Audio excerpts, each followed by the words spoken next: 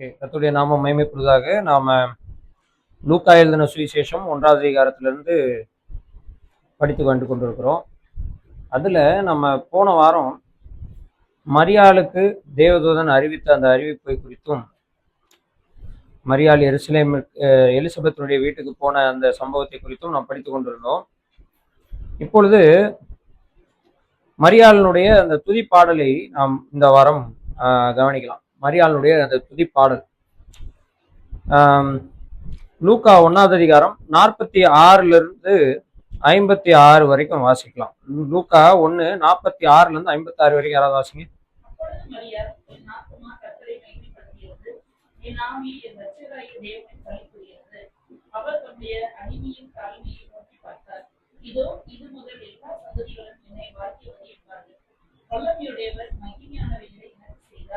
அவருடைய நாமம் பரிசுத்தமானது. அவருடைய இரக்கம் அவருக்கு பயந்தவர்களுக்கு தலைமுறை தலைமுறை இருந்தது. தம்முடைய முயற்சினாலே பராக்கிரமம் செய்தார். இறுதிய சிந்தையிலே அகதியுள்ளவர்களை சிதறடித்தார். பலவான்களை ஆசனங்களுக்கு தள்ளி தாழ்மையானவர்களை உயர்த்தினார். பசியுள்ளவர்களை நன்மைகளினால் நிரப்பி ஐஸ்வர்யம் உள்ளவர்களை பெருமையாய் அனுப்பிவிட்டார்.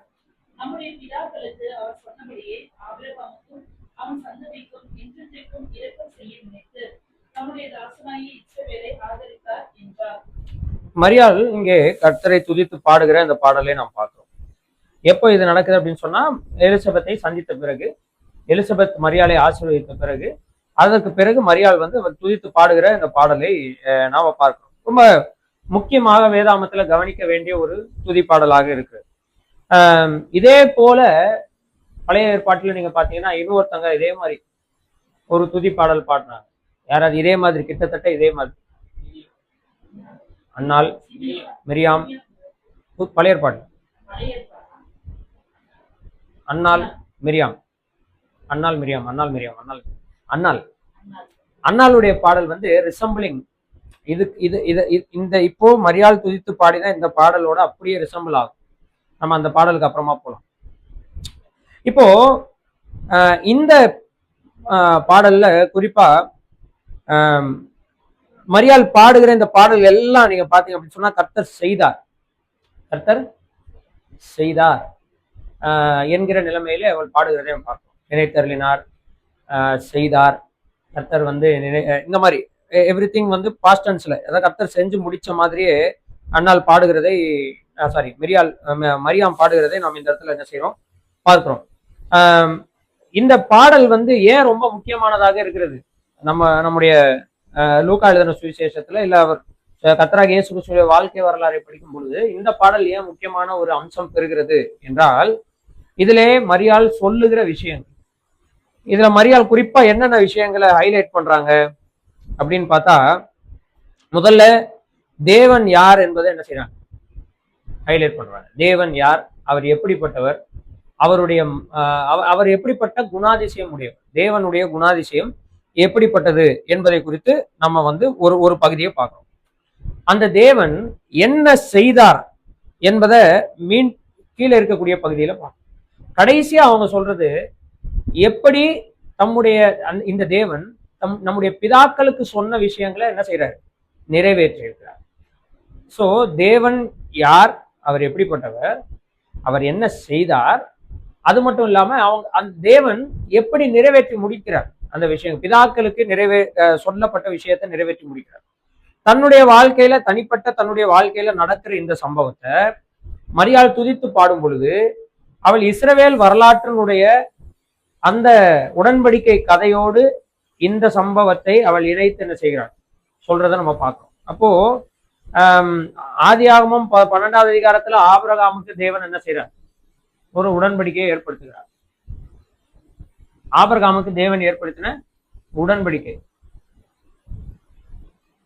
இந்த உடன்படிக்கை கீழே வாக்கு தத்தம் இருக்கிறது. அந்த வாக்கு தத்தத்தின்படி ஈசாக்கு,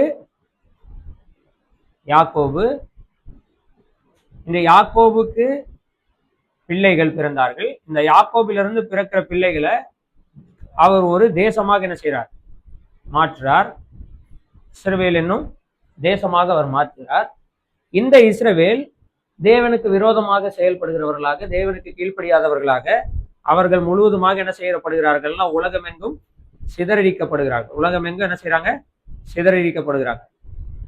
உலகமெங்கும் சிதறடிக்கப்படுகிற இந்த இஸ்ரவேல்னு ஒரு தேசம் இல்லாமல் போகிற ஒரு காலமாய் இருக்கிறது. அந்த மாதிரி ஒரு சூழ்நிலையில இஸ்ரவேல் தேசத்துல மீதியா இருக்கக்கூடிய ஒரு சிலர் அந்த பாலஸ்தீனா தேசத்துல அவங்க என்ன செஞ்சுட்டு இருக்காங்க? வாழ்ந்து கொண்டிருக்கிற நாட்கள்ல ரோமர்களுடைய அடிமைத்தனத்துல, ரோமர்களுடைய கட்டுப்பாட்டுக்கு கீழே முழு உலகம் என்ன செய்யுது? ரோமர்களால என்ன செய்யப்படுகிறது?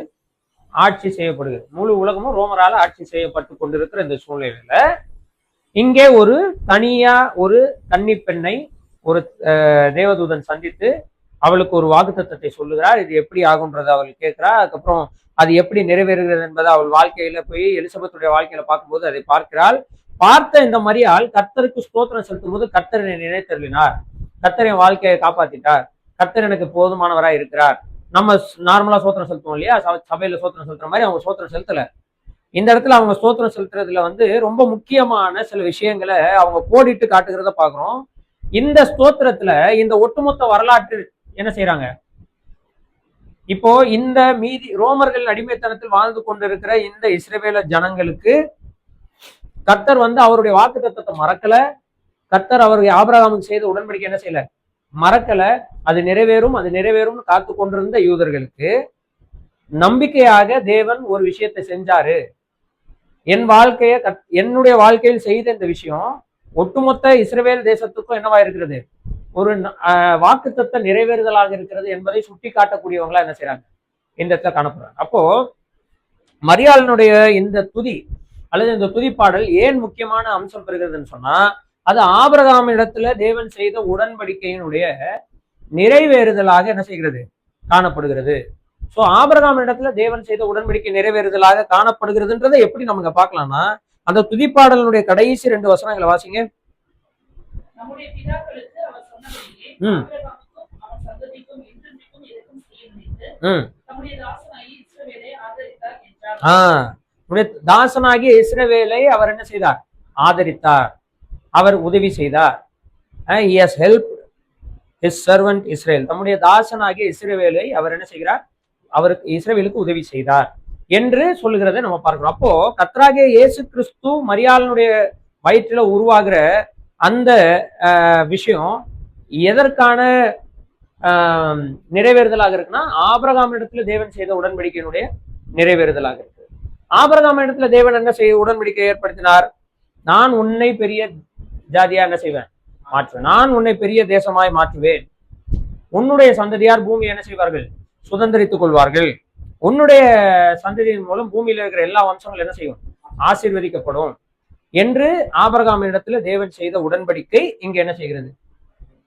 இந்த மரியாளினுடைய தனிப்பட்ட வாழ்க்கையில் நடந்தது இந்த வாக்கு தத்தத்தினுடைய நிறைவேறுதலாக இருக்கிறதுன்னு சொல்லி அவங்க சொல்வதன் மூலம் இந்த துதிப்பாடல் வேதாகமத்தில் முக்கியமான ஒரு அங்கம் பெறுகிறது. ஏன்னா இது ஏதோ யாபேஸ் ஜெபம் பண்ண ஒரு ஜெபத்தை போலவோ அல்லது வேதாகமத்தில் நிறைய பேர் நிறைய ஜெபங்கள் செஞ்சிருக்கிறாங்க. அவங்களுடைய தனிப்பட்ட வாழ்க்கையில ஏதோ ஒரு விஷயத்த பெற்றுக்கொண்டு அதற்காக கர்த்தருக்கு என்ன செஞ்சிருக்காங்க? நன்றி செலுத்திருக்காங்க. அந்த மாதிரி இல்லாம ஒரு தானியேலுடைய வரிசையில், ஒரு நெகேமியாவினுடைய வரிசையில், ஒரு அன்னாளுடைய வரிசையில், சாமுவேலுடைய வரிசையில், தாவீதினுடைய வரிசையில் இப்படி இந்த உடன்படிக்கையினுடைய அந்த தொடர்போடு வரக்கூடிய ஒரு ஸ்தோத்திரமாக, ஒரு துதியாக என்ன செய்யுது? இந்த பாடல் இருக்குது. அதனால இது வேதாகமத்தில் ரொம்ப முக்கியமான ஒரு பாடலாக காணப்படுகிறது. ஆனால் இப்ப இந்த பாடலுக்கு ஒத்த பழைய ஏற்பாட்டில் இருக்கக்கூடிய கிட்டத்தட்ட இதே பாடலை மேட்ச் பண்ணக்கூடியதாக இருக்கக்கூடிய பாடல் தான் யாருடைய துதிப்பாடல்னா அன்னாளுடைய துதிப்பாடல். மரியாள் சிஸ்டர் சொன்ன மாதிரி அது அன்னாள் துதிப்பாடல். நம்ம பேர் அப்படி வச்சிருக்கிறதுனால கரெக்டா ஞாபகம் வச்சுட்டாங்களான்னு தெரியல. மரியாளுக்கும் அன்னாளுக்கும் அப்படி ஒரு ரிலேஷன்ஷிப் இருக்குது. சரி, இப்ப மரியாள் சகோதரி சொன்னது போல அன்னாள் தான் அந்த இதற்கொத்த துதிப்பாடலை அவங்க பாடி இருக்கிறாங்க. இப்ப அந்த துதிப்பாடலை போய் நம்ம படிக்கலாம். இது ரெண்டுமே நம்ம மேட்ச் பண்ண வேண்டியதா இருக்கு இன்னைக்கு நம்ம. ஏன்னா லூக்கா இதை எழுதும் பொழுது தேயோப்பிலுவுக்கு எழுதுகிறார். தேயோப்பிலு ஒரு ஆசாரியன். தேயோப்பிலு யாரு? ஒரு ஆசாரியன், அதுவும் பிரதான ஆசாரியனா இருந்தவர். அப்போ தேயோப்பிலுவுக்கு வேத வசனம் நன்றாக தெரியும். சோ இப்ப கொஞ்சம் வேத வசனத்தை படிச்ச நாமே இந்த வேத வசனங்களை படிக்கும் பொழுது இதற்கு ஒப்பிட்டு அன்னாளுடைய ஜெபம் இருக்குது நம்மளாலேயே சொல்ல முடியுது அப்படின்னு சொன்னா அப்ப தேவப்பிள்ளைக்கு என்ன செய்யும்? நன்றாக புரியும். சரி, இப்போ அன்னாளுடைய இப்போ மரியாளுடைய ஜெபத்தை ஓரளவு நம்ம ஒரு தடவை வாசிட்டோம். அன்னாளுடைய ஜெபத்தை இப்ப நம்ம வாசிக்கலாம். அன்னாளுடைய ஜெபம் இல்ல, அன்னாள் ஸ்தோத்திரம் செலுத்தினது. அன்னாளுக்கு வந்து கர்த்தர் வந்து பதில் சொன்ன பிறகு அன்னாளுக்கு மலடியாக கருதப்பட்ட அன்னாளுக்கு தேவன் பிள்ளையை வாய்க்க பண்ணின பொழுது அவள் என்ன செய்கிறாள்னா கர்த்தரை மகிமைப்படுத்துகிறார். என்ன மகிமைப்படுத்துகிறார்? 1 சாமுவேல் 2வது அதிகாரம் முதல் 10 வசனங்கள் வாசிங்க. அப்பொழுது அன்னாள் ஜெபம் பண்ணி, என் இருதயம் கர்த்தருக்கு களிகூறுகிறது, என் கொம்பு கர்த்தருக்கு உயர்ந்திருக்கிறது, என் பையனின் மேல் என் வாய் திறந்திருக்கிறது, உம்முடைய ரட்சிப்பினாலே சந்தோஷப்படுகிறேன். கர்த்தரை போல பரிசுத்தம் உள்ளவர் இல்லை, உம்மை அல்லாமல் வேறொருவரும் இல்லை, எங்கள் தேவனை போல ஒரு கண்மலையும் இல்லை. இனி மேட்டிமையான பேச்சை பேசாதிருங்கள், அகதையான பேச்சு உங்கள் வாயிலிருந்து புறப்பட வேண்டாம். கர்த்தர் ஞானமுள்ள தேவன், அவர் செய்கைகள் யதார்த்தமல்லவோ? பலவான்களின் வில் முறிந்தது, தள்ளாடினவர்களோ பலத்தினால் இடை கட்டப்பட்டார்கள். திருப்தியாய் இருப்பவர்கள் அப்பத்துக்காக கூலி வேலை செய்கிறார்கள், திருப்தியாய் இருந்தவர்கள் அப்பத்துக்காக கூலி வேலை செய்கிறார்கள். பசியாய் இருந்தவர்களோ இனி பசியாய் இருக்கிறார்கள். மலடியாய் இருந்தவர் 7 பெற்றால், அநேக பிள்ளைகள் பெற்றவர்களோ வளர்ச்சியமானார். கர்த்தர் கொல்லுகிறவரும் உயிர்ப்பிக்கிறவருமாயிருக்கிறார், அவரே பாதாளத்தில் இறங்கவும் அதிலிருந்து ஏறவும் பண்ணுகிறார். கர்த்தர் தரித்திரம் அடைய செய்கிறவரும் ஐஸ்வர்யம் அடைய பண்ணுகிறவருமாய் இருக்கிறார். அவர் தாழ்த்துகிறவரும் உயர்த்தவருமாய் இருக்கிறார். அவர் சிறியவனை குருதியிலிருந்து எடுத்து எளியவனை குப்பையில் இருந்து உயர்த்துகிறார். அவர்களை பிரபுக்களோட உட்காரவும் மகிமையுள்ள சிங்காசனத்தை சுதந்திரத்துக் கொள்ளவும் பண்ணுகிறார். பூமியின் அஸ்திபாரங்கள் கர்த்தருடையவைகள், அவரே அவைகளின் மேல் பூச்சக்கரத்தை வைத்தார். அவர் தமது பரிசுத்தவான்களின் பாதங்களை காப்பார். துன்மார்க்கர் இருளிலே மௌனமாவார்கள், பலத்தினால் ஒருவனும் மேற்கொள்வதில்லை. கர்த்தரோட வழக்காடுகிறவர்கள் நொறுக்கப்படுவார்கள், வானத்திலிருந்து அவர்கள் மேல் முழங்குவார். கர்த்தர் பூமியின் கடையாந்திரங்களை நியாயம் தீர்த்து தாம் ஏற்படுத்தின ராஜாவுக்கு பலன் அளித்து தாம் அபிஷேகம் பண்ணினவரின் கொம்பை உயரப்படுவார் என்று தெரிவித்தார். ஓகே, இப்ப அன்னாளுடைய ஜெபத்தையும் மரியாளுடைய ஜெபத்தையும் ஒப்பிட்டு பார்த்தோம்னு சொன்னா, மரியாள் செஞ்சது வந்து மரியாள் செய்த ஸ்தோத்திரங்களுடைய வார்த்தைகளுடைய எண்ணிக்கை குறைவுதான். ஆனா அன்னாளுடைய ஸ்தோத்திரத்தில் இருக்கக்கூடிய எல்லா அம்சங்களும் மரியாளுடைய ஸ்தோத்திரத்தில் இருக்கிறதையும் நம்ம என்ன செய்ய முடியுது, எங்கே பார்க்க முடியும். என்ன, மரியாள் வந்து கர்த்தரை தன் ரட்சகர் என்று சொல்லுகிறார், அங்கே அன்னாலும் கர்த்தரை தன் ரட்சகர் என்று சொல்லுகிறதை பார்க்கிறோம். மேட்டிமையானவர்களுடைய அழிவை குறித்து மரியாள் பேசுவது போல அன்னாள் என்ன செய்யறாங்க, பேசுறாங்க. அது மாத்திரம் இல்ல, தாழ்மை உள்ளவர்களை கர்த்தர் உயர்த்துவதை குறித்து மரியாளும் பேசுறாங்க, அன்னாள் பேசுறாங்க. ஆனா அன்னாள் பேசுறதுக்கும் மரியாள் பேசுறதுக்கும் உள்ள சின்ன டிஃபரன்ஸ் என்னன்னா, அன்னாளுடைய ஸ்தோத்திரத்தில் எதிர்பார்ப்பு இருக்கிறது, மரியாளுடைய ஸ்தோத்திரத்தில் நிறைவேறின சந்தோஷம் என்ன செய்கிறது இருக்கிறது. இங்கே அன்னாளுடைய ஸ்தோத்திரத்துல கடைசியில அவங்களுடைய எதிர்பார்ப்பு என்னவா இருக்குன்னா, கர்த்தர் பூமி எங்கும் என்ன செய்வார், அரசாளுவார், அவர் தம்முடைய பலனை ராஜாவுக்கு என்ன செய்வார், தருவார், அபிஷேகம் பண்ணினவர் அதாவது மேசியாவை என்ன செய்வார், மேசியாவை உயர்த்துவார், மேசியாவுக்கு வல்லமை என்ன செய்வார், தருவார் என்கிறது எதிர்பார்ப்பாக என்ன செய்கிறது காணப்படுது. ஆக்சுவலி நீங்க 1 சாமுவேல் 2 சாமுவேல் வாசிக்கிறதுக்கு அன்னாளுடைய ஜெபம் ரொம்ப முக்கியம். அன்னாளுடைய ஜெபத்துல 1 சாமுவேல் 2 சாமுவேலுடைய எல்லா ஸ்டோரியும் என்ன செய்யுது அடங்கி இருக்கிறது. எப்படி பெருமையானவர்கள் அழிக்கப்படுகிறார்கள், தாழ்மையானவர்கள் உயர்த்தப்படுகிறார்கள், அந்த தாழ்மையானவர்களுடைய வாழ்க்கையை கர்த்தர் எப்படி நினைத்தருகிறார், அபிஷேகம் பண்ணினவர்கள் குறித்ததான தீர்க்க தரிசனத்தை அன்னாள் சொல்றதை பார்க்கிறோம். அது அப்படியே தாவீதுடைய வாழ்க்கையில நிறைவேறதை பார்க்கிறோம். ரைட், இப்போ அன்னாளுடைய ஜெபத்தை ஓரளவு படிச்சாச்சு, மரியாளுடைய ஜெபத்தையும் படிச்சாச்சு. இப்போ இந்த 2 தனித்தனி ஸ்தோத்திரங்களும், இந்த 2 தனித்தனி ஜெபமும் இல்ல, இந்த 2 தனித்தனி துதிகளும் ஒரே ஒரு விஷயத்தை குறித்து என்ன செய்கிறது, பேசுகிறது. ஒன்று தீர்க்க தரிசன எதிர்பார்ப்பாக இருக்கிறது, இன்னொன்று தீர்க்க தரிசன நிறைவேறுதலாக காணப்படுகிறத நம்ம பார்க்கிறோம். சரி, இப்போ மரியாளுடைய இதுக்கு வரலாம். இப்ப லூக்கா என்ன செய்யறாரு, ஒரு நற்செய்தியாளராக அல்லது இயேசு கிறிஸ்துவினுடைய வரலாற்றை எழுதக்கூடியவராக அவர் என்ன செய்யறாரு அப்படின்னா, இந்த துதிப்பாடலை வேண்டுமென்று இங்க வைக்கிறதை நம்ம என்ன செய்யணும் பார்க்கிறோம். வேற எங்கேயும் இது இல்லை, மத்தேயுல இல்ல, மார்க்ல இல்ல, யோவான்ல கூட இல்லை. இந்த பகுதி வெறும் லூக்கால மட்டும்தான் என்ன செய்யுது இருக்கு. இத பர்பஸ்ஃபுல்லா லூக்கா இந்த இடத்துல வைக்கிறத நம்ம பார்க்கணும். மரியாளினுடைய வாழ்க்கையில நடந்த சம்பவம் அது தேவனால் முழுக்க முழுக்க நடக்கிறது.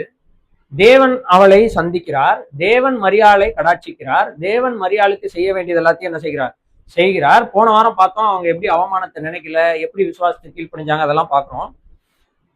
அதற்கு பிறகு கூட மரியாள் கொஞ்சம் கூட என்ன செய்யல அப்படின்னு சொன்னா, தவறா ஒரு டெசிஷன் எடுத்துட்டோமோ, நான் ஆண்டவருக்கு அடிமைன்னு சொன்னது தப்போ என்ற நிலைமைக்கு அவங்க என்ன செய்யல, வரல. அவங்க எடுத்த ஸ்டாண்ட்ல என்னவா இருக்கிறாங்க, உறுதியா இருக்காங்க. எப்படி தெரியுதுன்னா, இந்த ஸ்தோத்திர பாடல்ல இருந்தே நமக்கு என்ன செய்யுது தெரியுது. ஏன்னா அவங்க அவ்வளவு மகிழ்ச்சியாக கர்த்தரை என்ன செய்கிறாங்க, துதிக்கிறத நம்ம பார்க்கணும்.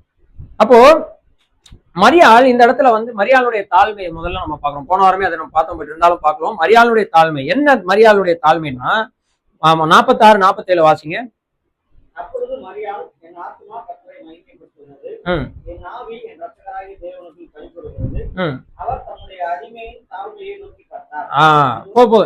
என் ஆத்துமா தேவனை கர்த்தரை என்ன செய்கிறது, மகிமைப்படுத்துகிறது. என் ஆவி என் இரட்சகரில் என்ன செய்கிறது, களி கூறுகிறது. என் இரட்சகரில் என் ஆவி களி கூறுகிறது. இப்போ மரியாளிடத்துல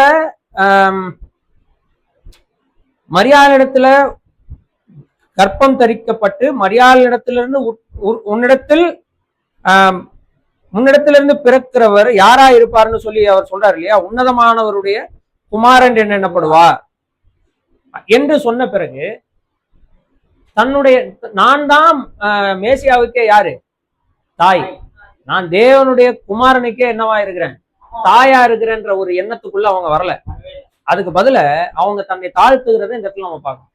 அவங்க மகிழ்றாங்க, சந்தோஷப்படுறாங்க. ஆனா அந்த மகிழ்ச்சி கர்த்தருக்குள்ளும் தேவனை தன் இரட்சகராக ஏற்றுக்கொள்வதற்குள்ள என்ன செய்கிறது, அடங்கி இருக்கிறது. அப்ப மரியாள் என்ன செய்யறாங்க இந்த இடத்துல, அவங்களுடைய துதியில தன்னுடைய ரட்சிப்பின் தேவையை என்ன செய்யறாங்க,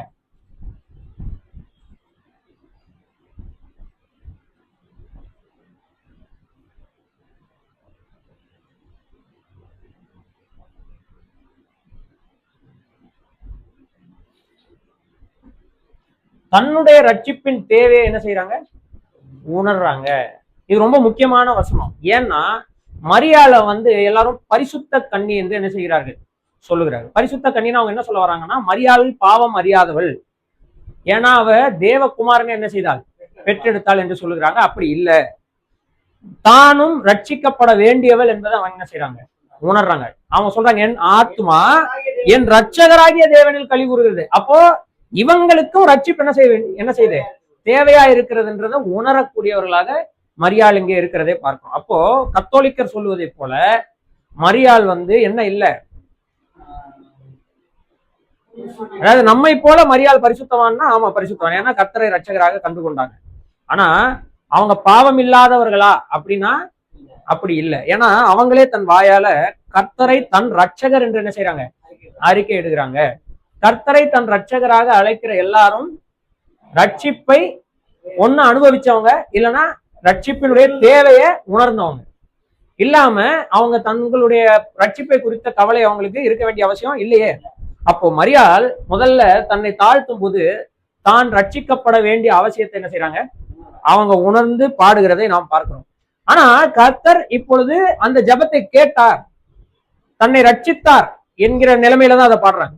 அப்படின்னா அவங்க கர்த்தரை தன்னை ரட்சிக்க முடியும் என்கிறத ஏற்கனவே என்ன செஞ்சிருக்கிறாங்க, விசுவாசிக்கிறாங்க. கர்த்தரை விசுவாசிப்பதன் மூலம் கர்த்தரை தன் ரட்சகராக அறிந்து அதுல அவங்க மகிழ்றத நம்ம பார்க்கிறோம். அப்போ அவங்க ஆத்துமா மகிழ்ச்சியா இருப்பதற்கு காரணம் யாரு,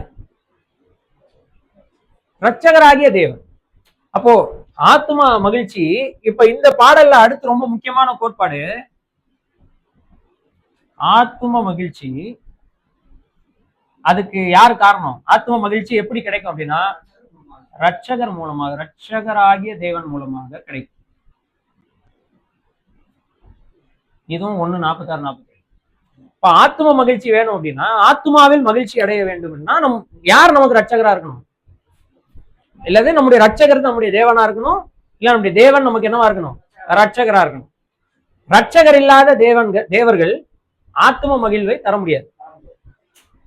தேவர்கள் அநேகர் உண்டு, ஆனா அவர்கள் ரட்சகர்கள் இல்லை. அதனால அவர்களால் ஆத்தும மீட்பு என்ன செய்ய முடியாது, தர முடியாது. அப்ப ஆத்தும மீட்பினால் வரக்கூடிய மகிழ்வை, சந்தோஷத்தை நாம் அனுபவிக்கணும்னா அதுக்கு நம்முடைய தேவன் ரட்சகராக என்ன செய்யணும், இருக்கணும். இல்லைன்னா நாம யாரை தேவனாக ஆராதிக்கணும், அவர் ரட்சகராக இருக்கணும். இல்ல நம்ம யாரை ரட்சகராக ஆராதிக்கணும், அவர் யாரா இருக்கணும், அவர் தேவனாக இருக்கணும்.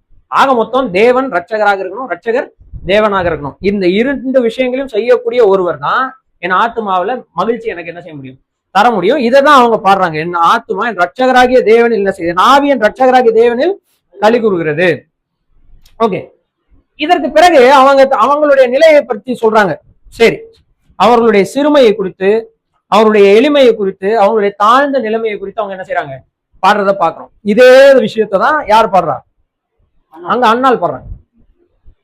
சிறுமையையும் எளிமையான நிலைமையையும் மக்களால அசட்டை பண்ணக்கூடிய நிலைமையையும் உணர்ந்த, ஆமா, அப்படிப்பட்ட நிலைமையில் இருக்கக்கூடியவர்களை கர்த்தர் பார்க்கக்கூடிய அந்த கர்த்தருடைய தன்மையை குறித்து அந்த இடத்துல என்ன செய்யறாங்க, பாடுறாங்க. அதனால அவங்க சொல்றாங்க, இது முதல் தலைமுறைகளாக எல்லாரும் என்ன என்னன்னு சொல்லுவாங்க, பாக்கியவதி. எல்லாரும் என்ன என்னன்னு சொல்லுவாங்க, பாக்கியவான், பாக்கியவதி என்று சொல்வாருங்க. அப்ப இதுல இருந்து என்ன புரியுது அப்படின்னா, யார் தேவனுடைய ரட்சிப்பை சுதந்திரித்துக் கொண்டு தங்களுடைய எளிய நிலைமையை கர்த்தரிடத்துல ஒப்பு கொடுத்து அந்த ஏழ்மையான நிலைமையிலே, தாழ்மையான நிலைமையிலே, மோசமான நிலைமையிலே, கீழ்ப்பட்ட நிலைமையிலே தேவனால் சந்திக்கப்படுகிறார்களோ அவர்கள் தான் யாரு, பாக்கியவான்களாக இருக்கிறார்கள். இதை குறித்து தாவீது சொல்லும் போது என்ன சொல்றாருன்னா, எவனுடைய மீறுதல் மன்னிக்கப்பட்டதோ, எவனுடைய பாவங்கள் மூடப்பட்டதோ அவன் பாக்கியவான். எவனுடைய அக்கிரமங்களை கர்த்தர் இனி எண்ணாது இருக்கிறாரோ, எவனுடைய ஆவியில் கபடம் இல்லாது இருக்கிறதோ அவன் பாக்கியவான். மீறுதலினாலும் அக்கிரமத்தினாலும் பாவத்தினாலும் மற்ற நிலைமைகளினாலும் தாழ்ந்த நிலைமையிலே இருந்தவர்களை கண்ணோக்கி பார்க்கிற தேவனை குறித்து இங்க யார் பாடுறா, மரியாள் பாடுறாங்க. ஆனா இந்த தேவன் கிட்ட இருக்கிற ஸ்பெஷாலிட்டி என்னன்னா, இந்த நிலைமையில அழைக்கிற எல்லாரையும் அவர் வந்து செய்கிறார், ரட்சிக்கிறார். அண்ணாளுடைய வாழ்க்கையில அதை தான் நம்ம பார்க்கணும். கர்த்தருடைய சந்நிதியில வந்து மனம் கசந்து அழுது அவர்களுடைய ஏழ்மையான நிலைமையை, இயலாமையை கர்த்தருடைய சமூகத்தில் அறிக்கையிட்டாங்க. கர்த்தர் அன்னாளை நினைத்தருளினார். நினைத்தாரா இல்லையா? இதுதான் இஸ்ரவேல் தேசத்தினுடைய ஸ்டோரி. ஏன்னா இந்த ஆபிரகாம், ஈசாக்கு, யாக்கோபின் இடத்துல தேவன் செய்த இந்த உடன்படிக்கை, இஸ்ரவேல் எங்க போனாங்க அப்படின்னா எகிப்துக்கு போனாங்க. எகிப்துக்கு போய் 400 வருஷம் என்னவாயிறாங்க, அடிமைகள் ஆகும் பொழுது அவர்களுடைய கொடூரமான நிலைமையிலிருந்து கர்த்தரை நோக்கி கூக்குரலிட்டாங்க. கர்த்தர் ஆபிரகாம், ஈசாக்கு, யாக்கோபு இவர்களுக்கு செய்த உடன்படிக்கை என்ன செய்தார், நினைவு கூர்ந்து எகிப்திலிருந்து இஸ்ரவேல் தேசத்தை அவர் பிரித்து கொண்டு வரும்படியாக நினைத்தருளினார். அவர்களை அங்கிருந்து ஆட்டுக்குட்டியின் ரத்தத்தினால காப்பாற்றி அவர்களை ஒரு பெரிய தேசமாக மாற்றினார். இந்த சம்பவம், இதுதான் நம்முடைய தேவன். நம்முடைய தேவன் இப்படிப்பட்டவர் தான். நீங்க இஸ்ரவேல் தேசத்தை, சரி ஆபிரகாம் எடுத்துக்கோங்க, இந்த எலியாசர் என் வீட்டுக்கு என்னவா இருக்கிறான், விசாரணைக்காரனா இருக்கிறான் என்று கர்த்தருக்கு போய் புலம்புனா, கர்த்தர் அவனை நினைத்தருளினாரா இல்லையா? நினைத்தருளினார். அவனுடைய எல்லா மீறுதல்களின் மத்தியிலும் அவன் கர்த்தரிடத்திலே, கர்த்தருடைய சார்பிலே விழுந்த போது கர்த்தர் அவன் என்ன செய்தார், நினைத்தருளினார். யாக்கோபு, என் அண்ணன் என்னை திறத்துக்கிறான், எனக்கு என்ன பண்றதுன்னு தெரியல, அங்க கர்த்தருடைய பாதத்துல விழுகிறான். கர்த்தர் யாக்கோபு என்ன செய்தார், நினைத்தருளினார். யாக்கோபு மறுபடியும் எங்கெல்லாம் யாக்கோபு அங்க அவன் கர்த்தரிடத்துல வந்து விழுறானோ, தன்னுடைய இயலாமையை ஒத்துக்கொள்கிறானோ, தன்னுடைய தாழ்மையை கர்த்தரிடத்துல வந்து அறிக்கையிடுறானோ, அந்த இடத்துல தன்னுடைய தாழ்ந்த நிலையை அறிக்கை இருக்கிற இடத்துல கர்த்தர் வந்து அவன் என்ன செய்கிறார், காப்பாற்றக்கூடியவராக இருக்கிற எல்லா சூழ்நிலையுமே. இது வெறும் இஸ்ரவேல் ஜனங்களுக்கு மட்டும் தேவன் பண்றது இல்லை. யாரெல்லாம் கர்த்தரை தெய்வமாக ஏற்றுக்கொள்கிறார்களோ, யாரெல்லாம் கர்த்தரிடத்துல வந்து தங்களுடைய தாழ்மையை, தங்களுடைய இயலாமையை, தங்களுடைய தாழ்ந்த நிலையை ஒத்துக்கொள்கிறார்களோ, யாரெல்லாம் கர்த்தரிடத்துல வந்து நெருங்கி வருகிறார்களோ அவங்க எல்லாரையுமே கர்த்தர் என்ன செய்கிறார், ரட்சிக்கக்கூடியவராக இருக்கிறார். ராகாப்புடைய வாழ்க்கையில அதை தான் பார்க்கிறோம். மோவாப் ஸ்திரீ ஆகிய ரூத்துடைய வாழ்க்கையில அதை தான் நம்ம என்ன செய்யறோம், பார்க்கிறோம்.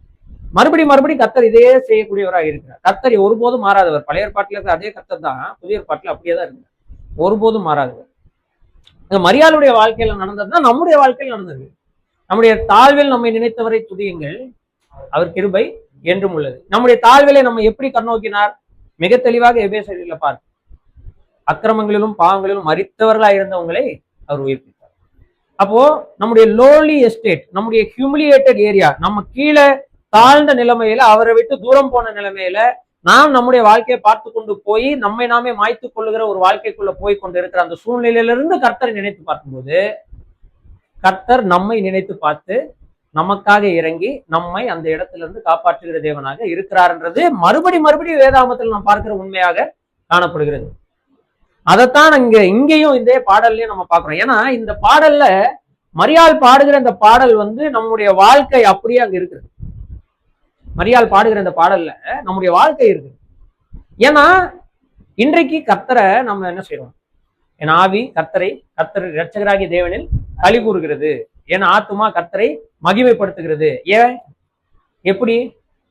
ஏன்னா அதே 48வது வசனம் இப்ப வாசிங்க. பாக்கியவதின்றதுக்கு பதில பிரதர்ஸ் எல்லாம் பாக்கியவான்னு படிங்க, பாக்கியவதின்னு சிஸ்டர்ஸ் படிங்க. படிங்க பார்க்கலாம். 48. அவர் அனுமதியாக்கி நம்முடைய அடிமையை தாழ்மை இறக்க வந்தார். இதோ இது முதல் எல்லா சந்ததியிலும் என்னை வாழ்த்துவாங்க என்பார்கள். இது உங்க வாழ்க்கையில உண்மையா பொய்யா? உண்மை. அப்ப இது மரியாளுடைய துதின்னு மட்டும் நம்ம எடுத்துக்கொள்ள முடியாது, இது நம்முடைய வாழ்க்கை. லூக்கா அதனாலதான் இதை பதிவு பண்றாரு. ஏன்னா கர்த்தராகிய இயேசு கிறிஸ்துவுக்குள் பிறக்க போகிற, அதாவது இந்த நிலையிலிருந்து சொல்லும்போது பிறக்க போகிற கர்த்தராகிய இயேசு கிறிஸ்துவுக்குள் பூமியில இருக்கிற வம்சங்கள் எல்லாம் என்ன செய்யப்பட போகுது? ஆசீர்வதிக்க போகுது. தலைமுறையாக என்ன செய்ய போகுது? ஆசீர்வதிக்கப்பட போகுது. இதே கர்த்தராகிய இயேசு கிறிஸ்துவுக்குள் அநேகரை அவருக்கு பங்காக கர்த்தர் என்ன செய்ய போகிறார்? தரப்போகிறார். இந்த கர்த்தராகிய இயேசு கிறிஸ்துவுக்குள் உன்னதங்கள் இருக்கிற சகல ஆவிக்குரிய ஆசீர்வாதத்தினால நம்ம என்ன செய்கிறார்? ஆசீர்வதிக்கப்பட எல்லாம் இனிமே நடக்க போகிறது அக்கார்டிங் டு இந்த ஏரியா. நமக்கு பொறுத்தளவுக்கு ஆல்ரெடி நடந்துச்சு. நான் சொல்றது லூக்காவை இந்த இடம் படிக்கும் பொழுது பிறக்க போகிற கர்த்தராகிய இயேசு கிறிஸ்துவுக்குள் இதெல்லாம் மரியாளுக்கு நடந்த இந்த எல்லாமே யாருக்கு நடக்க போகுது? அவருக்குள் மீது எல்லாருக்கும் நடக்க போகுது. அப்போ இது ஒரு புதிய ஒரு யுகத்தினுடைய ஆரம்பம் மரியாளுடைய துதியில் என்ன செய்யறோம் நம்ம பார்க்கணும். ஏன்னா அது வரைக்கும் இருந்த சம்பவம் வேற. ஆனா இங்க மேசியாவை தேவன் தந்து விட்டார். கர்த்தர் ஆபிரகாமுக்கு, ஈசாக்கு, யாக்கோபுக்கு செய்த அவருக்கு சொன்னபடி, பிதாக்களுக்கு சொன்னபடி இஸ்ரவேலுக்கு உதவி செய்தாருன்னு அவங்க முடிக்கும் போது அது நிறைவேறியதாகவே அவங்க என்ன செய்யறாங்க? நிறைவேறியதாகவே அவங்க எண்ணி துதிக்கிறத நம்ம பார்க்கிறோம். அது இன்றைக்கு நிறைவேறி இருக்கிறது, நாம இதை ஒத்துக்கொள்ள முடியும். சோ அப்போ நம்முடைய முதல்ல இந்த இடத்துல கர்த்தராகிய இயேசு கிறிஸ்து, அதாவது மரியாள் கற்பம் தரித்ததினாலே மரியாள் துதிக்கிற துதியில ஃபர்ஸ்ட் அவங்க சொல்றது மனிதர்களுக்கு தேவன் தரும் ரட்சிப்பு. ரெண்டாவது, மனிதன் அவனை நம்பி ரட்சிக்கப்பட்டவர்கள் அவர்கள் உயர்த்தப்படுகிறார்கள். ரட்சிக்கப்பட்டவர்கள் என்ன படுகிறார்கள்? உயர்த்தப்படுகிறார்கள். இனி அவர்கள் யார் அல்ல? அடிமைகளோ, தாழ்ந்தவர்களோ, திக்கற்றவர்களோ அல்ல, கீழானவர்களோ அல்ல, தாழ்ந்த நிலை இல்லை, அவர்கள் உயர்த்தப்படுகிறார்கள் என்பதை இந்த இடத்துல நம்ம பார்க்கிறோம். சோ ரெண்டாவது, ரட்சிக்கப்பட்டவர்களின்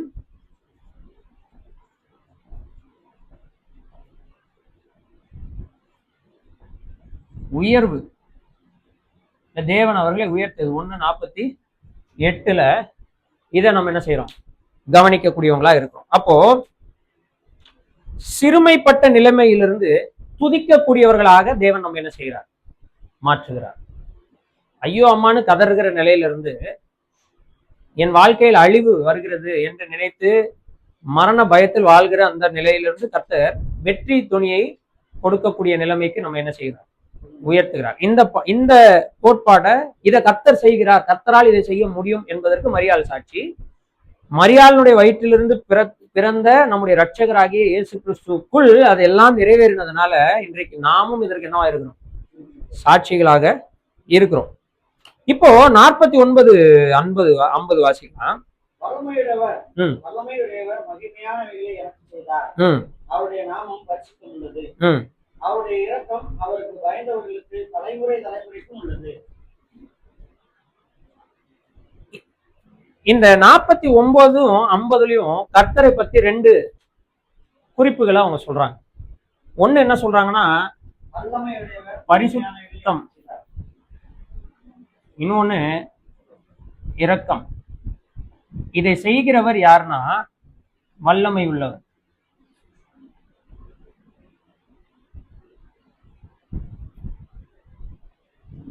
ஆதியாகமம் 15 முதலாக அவர் சொல்றார் ஆபிரகாமை பார்த்து, நான் சர்வ வல்லமையுள்ள தேவன், நீ எனக்கு முன்பாக நடந்து கொண்டு உத்தமனாய் இரு.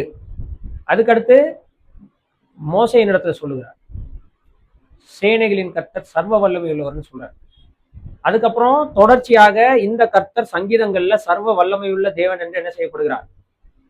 அறியப்படுகிறார், நினைவு கூறப்படுகிறார். தொடர்ச்சியாக இந்த கர்த்தராகிய தேவன் சர்வ வல்லமை உள்ளவர், அவர் வல்லமை உள்ளவர், உன்னதமானவர் இந்த இந்த விஷயங்கள் எல்லாம் சங்கீதங்களில தீர்க்கதரிசன புஸ்தகங்கள்ல தொடர்ச்சியாக நம்முடைய தேவனை குறித்து என்ன செய்யப்படுகிறது, சொல்லப்பட்டு வருகிறதே பார்க்கணும். ஆனா இந்த இடத்துல மரியாள் ரெண்டு முக்கியமான அம்சங்களை ஒரே இடத்துல சுருக்கிறத நம்ம பார்க்கிறோம். அது ஆக்சுவலி மரியாள் எந்த அளவுக்கு வேதத்தை தியானித்து இருக்கிறாங்க அப்படின்றது இந்த இந்த இந்த துதிப்பாடல்ல இருந்து விளங்குகிறது. ஏதோ ஒரு குக்கிராமத்துல ஏதோ ஒரு மூலையில வாழ்ந்து கொண்டு இந்த மரியாளா இருந்தாலும் அவங்க தன்னுடைய வாழ்க்கையில இவ்வளவு ஆழமான விசுவாசத்தை தேவன் மேல வைக்க முடியும்னா அதுக்கு காரணம் அவங்களுக்குள்ள இருந்த இந்த தீவிரமான வேத அறிவு என்பது நமக்கு நல்லா தெரியுது. ஏன்னா வேதாமத்தை இந்த அளவுக்கு தியானிக்கலன்னா இந்த மாதிரியான துதிகளோ ஸ்தோத்திரங்களோ ஒருத்தன் வாயில என்ன செய்யாது வராது. ஏன்னா இந்த இடத்துல அவங்க சொல்ற எல்லாமே பழைய ஏற்பாட்டில் இருக்கிற வசனங்களோடு நிறைவேறுதலாக காணப்படுது. இன்ஃபேக்ட் இன்னும் டீப்பா நம்ம அண்டர்ஸ்டாண்ட் பண்ண ட்ரை பண்ணோம்னா ஒரு வசனத்துக்குள்ளும் பழைய ஏற்பாட்டில இருந்து அவர்கள் தேவனை எப்படி தியானிச்சிருக்கிறாங்கன்றத அவங்க வெளியில சொல்றாங்க. அதுல ரொம்ப முக்கியமா 49:50 ரொம்ப முக்கியம். ஏன் 49:50 ரொம்ப முக்கியம்னா பழைய ஏற்பாட்டுல மோசே கர்த்தரிடத்துல நான் உங்களை பார்க்கணும்னு சொல்லி கேட்கிறாரா இல்லையா? உங்களை பார்க்கணும். அப்ப கர்த்தர் சொல்லாரு, என்ன பார்த்தவன் என்ன செஞ்சிருவான், செத்துருவான், என்ன பார்க்க முடியாது. அப்ப கர்த்தர் சொல்றாரு, என்னுடைய மகிமையின் பின்புறத்தை நீ என்ன செய்யலாம், பார்க்கலாம். ஆனா என்கிட்ட ஒரு இடம் இருக்கு, அந்த இடத்துல நான் உன்னை வந்து கண்மலையின் வெடிப்புல நிக்க வைக்கிறேன். என்னுடைய கரத்தினால நான் உன்னை என்ன செஞ்சிருவேன், உன்னை மூடி மறைத்துக் கொள்வேன். என்னுடைய மகிமை கடந்து போகும்போது நான் என் நாமத்தை கூறுவேன்.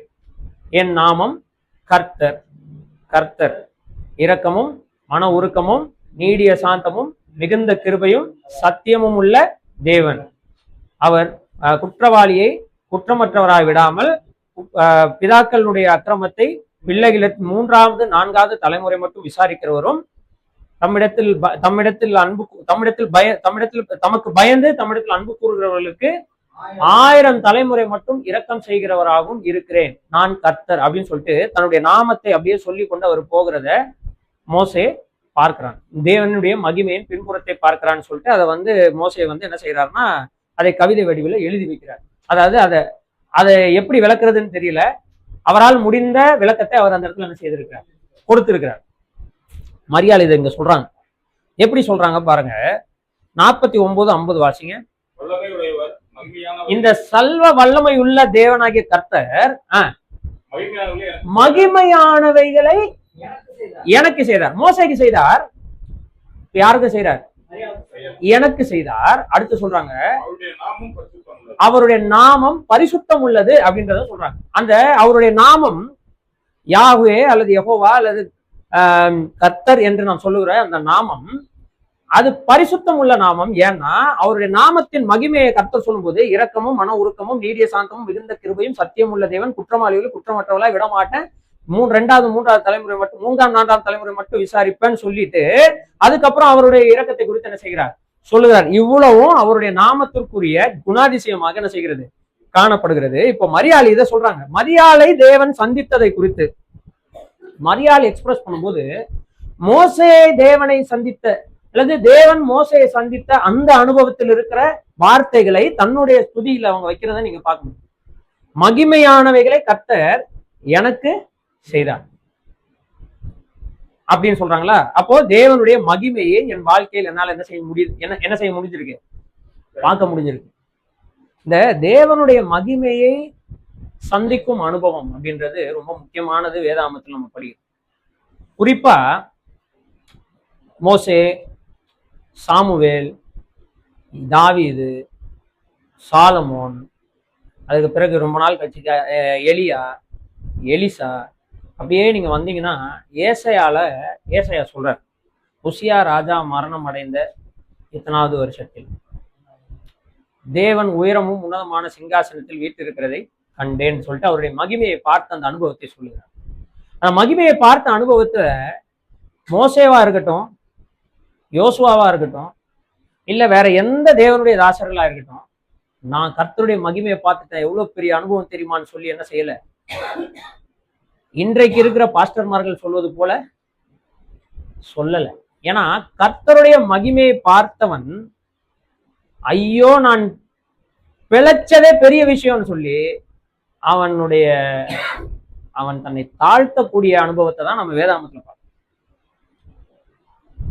கர்த்தருடைய மகிமையை பார்த்த யாரும் அவங்க கர்த்தருடைய மகிமையை பார்த்தவன்டா நானுன்னு சொல்லி என்ன செய்யல, ஒருத்தர் கூட பெருமைப்படவில்லை. ஏன்னா அதுதான் கர்த்தருடைய மகிமையை காண்பதனால் நமக்கு வரக்கூடிய உண்மையான இயல்பு. அது இப்ப மரியாள் ஏன் இவ்வளவு தன்னை தாழ்த்துறாங்க? ஏன்னா நான் ரட்சகருக்கே அம்மாடா அப்படின்னு தன்னை சொல்லல. நான் யார் தெரியுமா, உன்னதமான தேவனுடைய குமாரனே என் வயிற்றுல தான்டா பிறக்க போறாருன்னு சொல்லி சத்தம் போடல. அதுக்கு பேக்ரவுண்ட் மியூசிக் எல்லாம் போட்டு டான்ஸ் ஆடல. இங்க மரியாள் சொன்ன ஒரே விஷயம், நான் ஆண்டவருக்கு அடிமை. ரெண்டாவது அவங்க சொல்றது, என் ரட்சகராகிய தேவனில் என் ஆவி என்ன செய்கிறது, அழிவு. காரணம், நான் சிறுமையும் எளிமையுமானவன், ஆனால் என்னை கர்த்தர் என்ன செய்தார், நினைத்தறினார், என்னை தெரிந்து கொண்டார். அதுதான் வந்து ஒரு உண்மையான தேவனுடைய பிள்ளை, கர்த்தருடைய மகிமையை ருசிக்கிறவன். அவன் தன்னை தாழ்த்து. யாரெல்லாம் தன்னை தாழ்த்தலையோ அவங்க தேவனுடைய மகிமை என்ன செய்யல, பார்க்கல, அவ்வளவுதான். தேவனுடைய மகிமையை அனுபவிக்கல. தேவனுடைய மகிமையை குறித்து அட்லீஸ்ட் கேள்விப்படக்கூட இல்லை. ஏன்னா தேவனுடைய மகிமையை குறித்து நம்ம சிந்திச்சோம்னா அவருடைய நாமத்தை நம்ம சிந்திக்காம அதை என்ன செய்ய முடியாது, சிந்திக்க முடியாது. அவருடைய நாமம் பரிசுத்தம் உள்ள.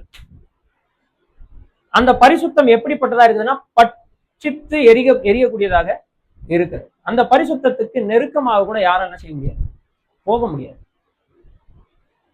அப்படிப்பட்ட பரிசுத்தம் உள்ள நாமமுடைய இந்த கர்த்தர் வல்லமை உள்ளவர் மகிமையானவைகளை யாருக்கு செய்யறாரு, மரியாளுடைய வாழ்க்கையில செய்யறாரு. அதை உணர்ந்து பாடும்போது அவங்க சொல்றாங்க அடுத்த வசனத்துல 50ல, அவருடைய இரக்கம் அவருக்கு பயந்து இருக்கிறவர்களுக்கும். கர்த்தர் மோசைகிட்ட என்ன சொன்னாரு, தமக்கு பயந்து அவருக்கு பயந்து வருகிறவர்களுக்கு 1000 தலைமுறை மட்டும் என்ன செய்யறார், இரக்கம் செய்கிறார். அப்படின்னா முடிவில்லாத வரைக்கும் என்ன செய்கிறார், இரக்கம் செய்கிறார். அதே விஷயத்தை இங்க யார் பாக்குறார், மரியாள் பாக்குறத பார்க்கணும். அதுதான் நான் சொன்னேன், மோசே கர்த்தரை சந்தித்த தருணம் அல்லது கர்த்தருடைய மகிமையை மோசையை பார்த்த தருணமோ கர்த்தர் மரியாளை கடாட்சித்த தருணமோ சேம். உன்னதமானவர் உண்மையில் நிழலிடுவார் சொல்றாரா, உன்னதமானுடைய வல்லமை உண்மையில் நிழலிடும் சொல்றாரா. அப்ப உன்னதமானவருடைய வல்லமை அவங்க மரியாளை நிலையிட்டதை சந்தித்த மரியாள் தாழ்மைப்பட்டு சொல்றாங்க, கர்த்தர் வல்லமையானவைகளை என் வாழ்க்கையில் என்ன செய்தார். யாருடைய வாழ்க்கையில செஞ்சாருன்னா அதுக்கு மேல உள்ள வசனத்துல சொல்றாங்க, என்னுடைய தாழ்மையை கர்த்தர் என்ன செஞ்சார், நோக்கி பார்த்தேன். நான் ஒரு வேலைக்காரி, ஹம்பிள் சர்வெண்ட். அடியாள் தானே சொல்றாரு 48ல, அடிமை. நான் ஒரு அடிமை, நான் ஆண்டவருக்கு அடிமைன்னு என்ன ஒப்பு கொடுத்து நான் அடிமை தான். ஆனா என்னுடைய வாழ்க்கையில இவ்வளவு தாழ்மையா இருக்கக்கூடிய நிலைமையில இருக்கக்கூடிய, ஒண்ணுமே இல்லாத ஒரு நிலைமையில இருக்கக்கூடிய என்னுடைய வாழ்க்கையில மகிமையானவைகளை கர்த்தர் என்ன செய்யறார். எப்படி செய்யறாருன்னா அவருடைய நாமத்தின் மூலமாக அதை செய்கிறார். ஏன்னா பரிசுத்த ஆவியானவர் என் மேல் அவள் மேல் வருவார், உன்னதமானுடைய வல்லமை அவரை என்ன செய்யும், நிழலிடும் என்று சொல்லுகிற அந்த விஷயத்தை அறிந்து கொண்ட மரியாள் கர்த்தர் அவளை கடாட்சித்த தருணத்தை நினைத்து பார்த்து சொல்லுகிற வார்த்தைகள் இது. அதுல ரொம்ப முக்கியமானது, மோசேயின் இடத்துல கர்த்தர் சந்தித்த போது மோசேக்கு கர்த்தர் தன்னை யார் என்று வெளிப்படுத்தினாரோ அதை அப்படியே கிரகித்து கொண்டு மரியாள் சொல்றாங்க, என் வாழ்க்கையில் அது என்ன செஞ்சிருக்குது, நடந்திருக்கிறது.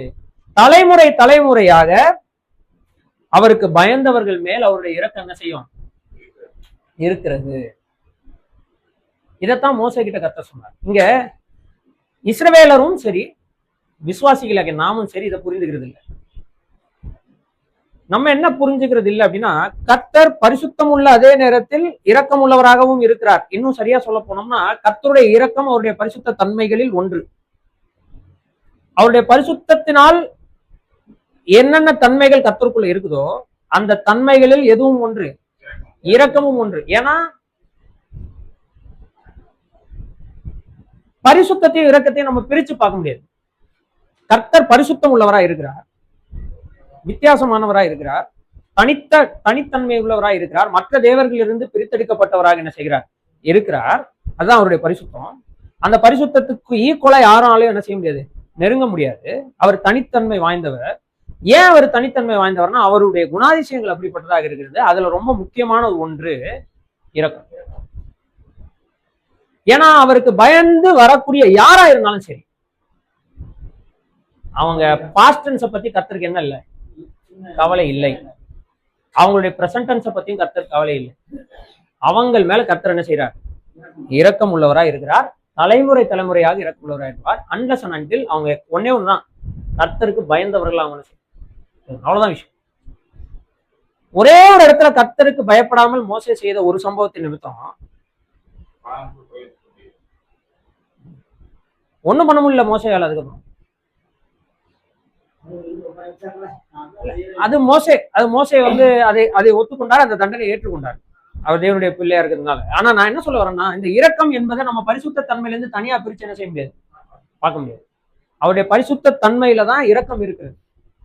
ஏன்னா இந்த இரக்கம் எதனால் கிடைக்கிறது அப்படின்னா, அவருக்கு பயந்தவர்களுக்கு என்ன செய்கிறது.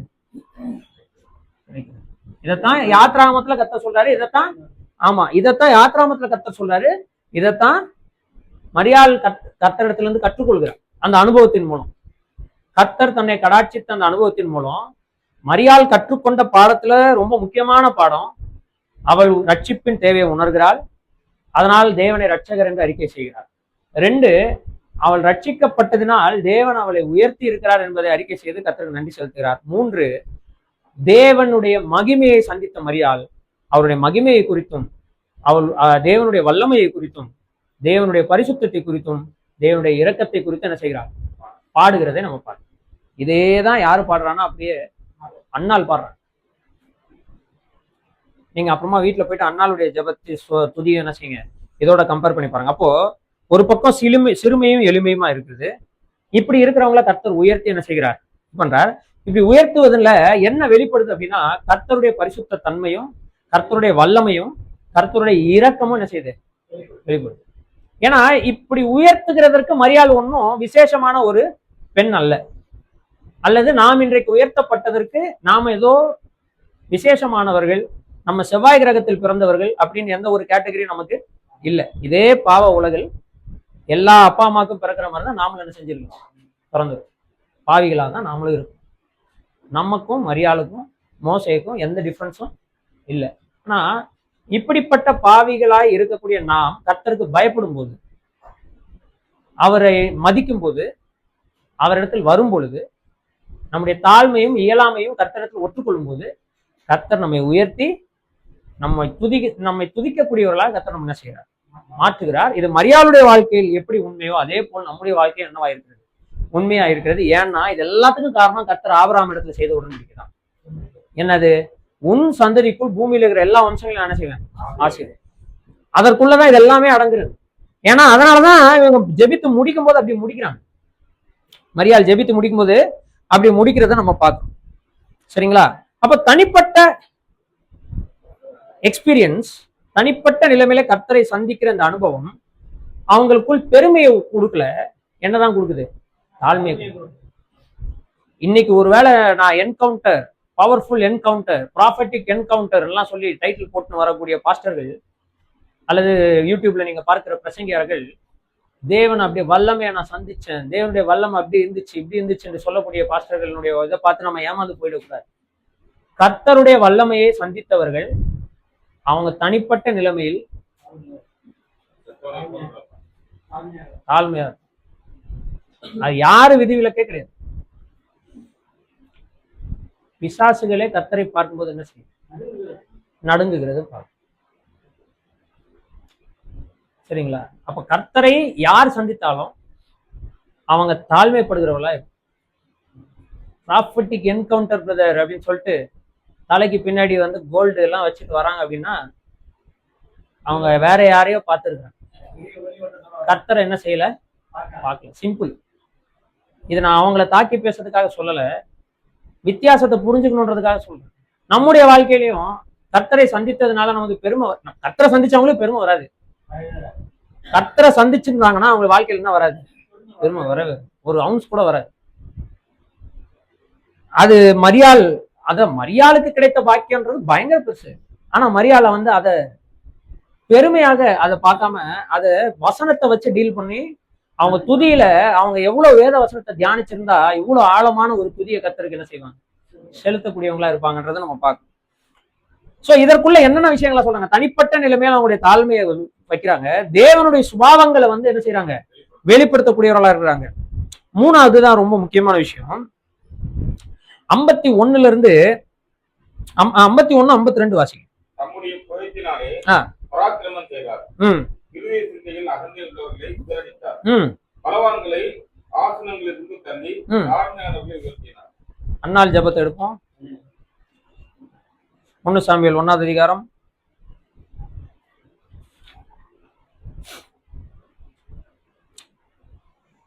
1 சாமுவேல் 1ஆவது அதிகாரம் 4, 5,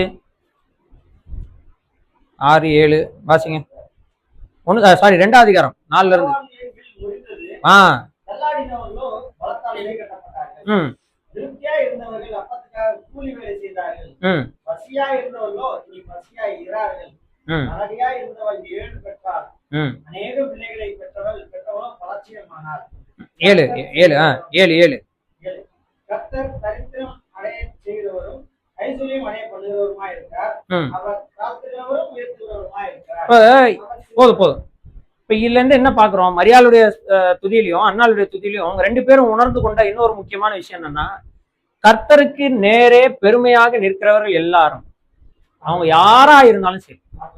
அப்ப என்னன்னா, கர்த்தரை சந்தித்து அந்த அனுபவத்தை பெற்ற நாம் பெருமை உள்ளவர்களா இருந்தால், இதுவரைக்கும் நம்ம எல்லாத்துக்கும் ஆமேன் போட்ட மாதிரி இதுக்கும் நம்ம ஆமீன் போட்டுதானே ஆகும். இது வரைக்கும் எல்லாத்துக்கும் நான் ஆமா ஆமா ஆமா ஆமா நீங்கள நம்ம எல்லாரும் ஆமா சொன்னோம்ல, அதே மாதிரிதான் கர்த்தரை சந்தித்த அனுபவம் உள்ளவர்களுக்கு பெருமை வந்து விட்டால் கர்த்தர் அவர்களை என்ன பண்ணுவார் அப்படின்றத அன்னாலும் சோத்திரம் செலுத்தும் போது சொல்றாங்க, மரியாளும் சொல்றாங்க. 2 பேரும் சொல்றது ஒண்ணுதான். அவங்க அகந்தை பிடித்தவர்களையும் தங்களுடைய ஸ்ட்ரென்த்தை காட்டுகிறவர்களையும் பவர்ஃபுல்லா, அதாவது என்ன சொல்றது, ரொம்ப பெருமையாய் நினைக்கிறவர்களையும் சிங்காசனத்தை உயர்த்தி வைக்கிறவர்களையும் தேவனுக்கு விரோதமாக வில்லை உயர்த்திய நிம்ரோத்தை போல இருக்கிறவர்களையும் அவர் உடைத்து நொறுக்கி தாழ்த்தி படுக்க வைத்து விடுவார்ன்றத மிக தெளிவாக 2 பேரும் என்ன செய்யறாங்க சொல்றாங்க. அப்ப தேவனுடைய தன்மையில இது ஒன்று என்னன்னா, தேவனுக்கு எதிர்த்து நிற்க ஒருவராலும் கூடாது. எப்போ செய்வார் தெரியாது, ஆனா செய்வார். ஏன்னா வரலாற்றுல செஞ்சிருக்கிறார். அது வானம் வரைக்கும் உயர்த்தப்பட்ட நிலைமையில கட்டப்பட்ட பாபேல் கோபுரமா இருந்தாலும் அதை தகர்த்து போட்டார். அது வானம் வரைக்கும் உயர்த்தப்பட்ட நிலைமையிலே தன்னுடைய இருதயத்தை பாபேல் கோபுரம் போல உயர்த்தினா நேபுகாத் நேச்சாரா இருந்தாலும் 7 வருஷம் போய் என்ன செய்ய வச்சார்? மாடை போல புண்ணுமே வைத்தார். அவனுடைய சிங்காசனத்தை நொறுக்கினார். அதற்கு பிறகு வந்தவர்களுடைய சிங்காசனத்தை நொறுக்கினார். இன்றைக்கு சிங்காசனங்கள் நொறுக்கப்பட்ட நிலைமையிலே தனி ஒரு மனிதன் கர்த்தருக்கு விரோதமாய் எழுந்து நிற்க முடியாத அளவிற்கு உலகம் முழுவதும் ஒரு குழப்பமான அரசாட்சி என்ன செய்து கொண்டிருக்கிறது, நடந்து கொண்டிருக்கிறது. ஒரே ஒருவருடைய சிங்காசனம் மட்டும்தான் உயரமும் உன்னதமான சிங்காசனம், என்றென்றைக்கு உயர்த்தப்பட்டதுன்னா அது தேவனுடைய சிங்காசனம் மட்டும்தான். அதனாலதான் சொல்றேன், தேவனுடைய மகிமையை பார்த்தவர்கள் தானாக தாழ்மைப்படுவது நல்லது. ஒருவேளை உங்களுக்கு நமக்கு தாழ்மை அந்த அனுபவம் இல்லை அப்படின்னா நம்ம தேவனுடைய மகிமை என்ன செய்யல, பார்க்கல, அவ்வளவுதான். ஆனா இந்த இடத்துல மரியாள் சொல்றது ரொம்ப முக்கியமான விஷயம் என்னன்னா, இப்ப மரியாள் சொல்றது வந்து துதியிலிருந்து தீர்க்க தரிசனமாக வருகிறது. ஏன்னா இப்ப மரியாள் சொல்றது ரொம்ப முக்கியமான விஷயம். என்ன சொல்றாங்க வாசிங்க, 51, 52.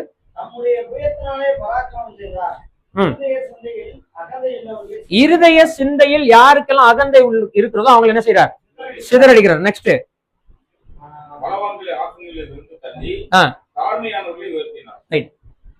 இந்த இடத்துல மரியாள் வந்து அவங்க, அதாவது சொல்ற மரியாள் வந்து எந்த அளவுக்கு வேதாகமத்தை வந்து அதுவும் அவர்களுடைய பழைய ஏற்பாட்டை வந்து தியானிச்சிருக்கிறாங்களோ அப்படின்றது இந்த துதியில இருந்து தெரியுது. சாதாரணமா இந்த பாட்டை நீங்க பாட முடியாது, ஏன்னா நமக்கு டைம் இல்லை, ஆல்ரெடி லேட் ஆயிடுச்சு.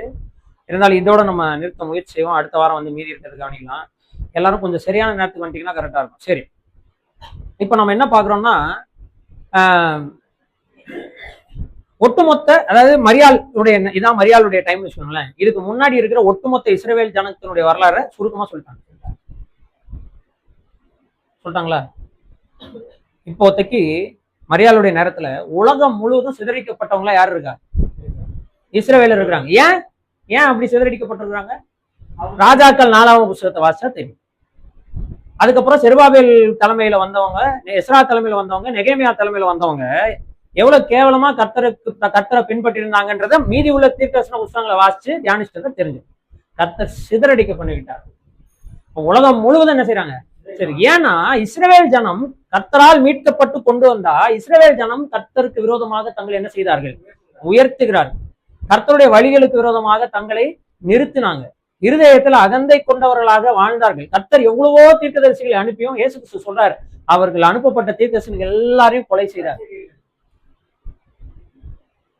அப்படி வாழ்ந்த இஸ்ரவேலரை குறித்து மரியாள் சொல்றாங்க, என்ன சொல்றாங்க?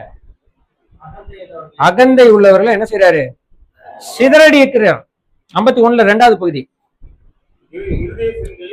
இருதய சிந்தையில் அகந்தை உள்ளவர்களை சிதறடித்தார். அப்புறம் ஆசனங்கள்ல இருந்து பலவான்களை தள்ளினார். இதுல வெறும் யூதர்கள் மட்டும் கிடையாது, யூதர்கள் புறஜாதிகள் எல்லாரும் இதுல இருக்காங்க.